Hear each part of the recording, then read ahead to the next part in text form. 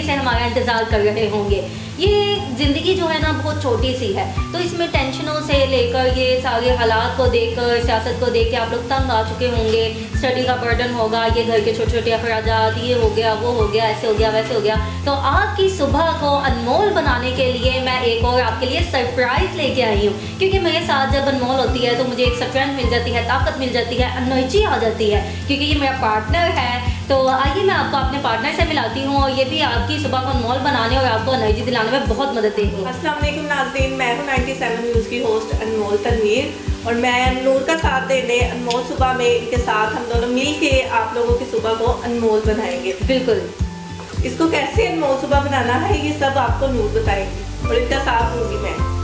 जब आप सुबह सुबह उठते हैं तो आपको लगता है कि फ्रेशमैन के लिए ये करना चाहिए, वो करना चाहिए, और मुझे लगता है कि आपकी सुबह जो है वो इतनी अनमोल होनी चाहिए कि सारा दिन आपका अनमोल ही गुजरे। और अनमोल दिन, रोज़ाना जब नया दिन स्टार्ट होता है तो हम कहते हैं कि ये दिन बहुत ख़ास दिन हो जाए। तो आपके दिन को ख़ास बनाने, अनमोल बनाने हम दोनों साथ दे रही हैं, नूर और अनमोल, और आपकी सुबह को बनाएंगे अनमोल।